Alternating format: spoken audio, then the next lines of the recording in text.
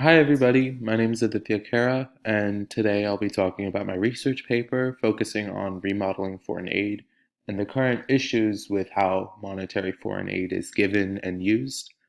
Just a quick side note, I apologize in advance for any background noise coming through. I'm recording this during the Super Bowl.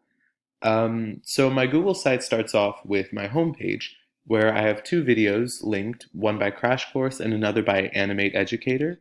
Both of them are a phenomenal introduction to what foreign aid really is and what its goals are. The US, or citizens in the US, kind of have this misconception or don't really understand what foreign aid is and how much money is being spent. So these two videos give a really great explanation of what's going on and what kind of political agenda comes along with giving foreign aid. Then I have my research paper, which you can read if you'd like, and I have my three subtopics focusing on promoting development, improving efficiency, and advancing political goals. So, with promoting development, I have a video interview by Dr. Dambisa Moyo. She's a Zambian American economist who has this really strong take on giving foreign aid to sub-Saharan African nations and takes the stance that it would be better to do away with foreign aid altogether since it creates a culture of dependency for people and for governments that are reliant on foreign aid.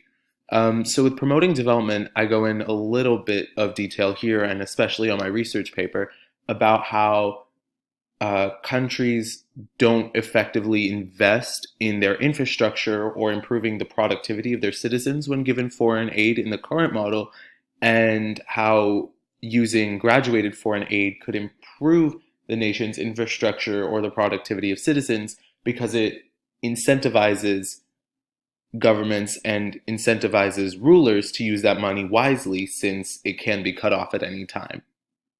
The counter to this, obviously, is that the current model already promotes development enough, and countries shouldn't be held down to to what and where the money should go. Then my next subtopic is on the efficiency.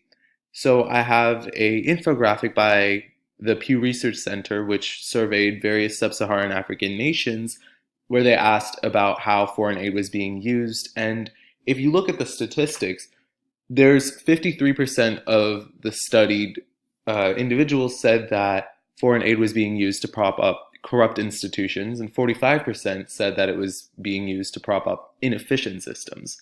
So this shows that there is a issue with how current foreign aid is being used and how so many people view it as inefficient.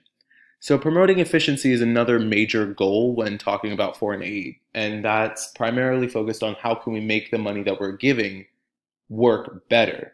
How can we spend less time and spend less money but still get the improvements that we desire? So I go in a little bit of detail here, but there's also a lot of research in my paper itself, and this chart, for example, it appeals to the sense of logic and uses logos because it highlights numbers really well and kind of makes the reader form their own opinion on the subject. Then with advancing goals, I use pathos, and it's from a YouTube video called The Problem with Foreign Aid by a YouTuber, Polymatter. He goes into a lot of detail on the good that comes out of foreign aid and how it's really important to continue it, but stresses the need for improvement. And advancing goals really focuses on changing the way that people view foreign aid.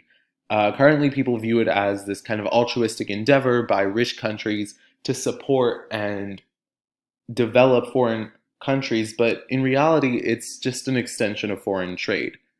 We need to stop viewing it as this altruistic endeavor by wealthier nations and start seeing it for what it really is, and that's paying a country to enact policies or enact legislation that helps the donor country.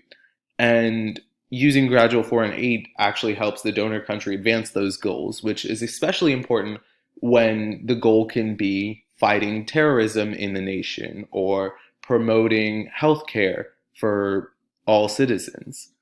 Then finally, I have my reflection, which just talks about my own takeaways from this research project, and my works cited for the various media sources that I used in my Google site. Thank you so much for watching, and yeah, thank you.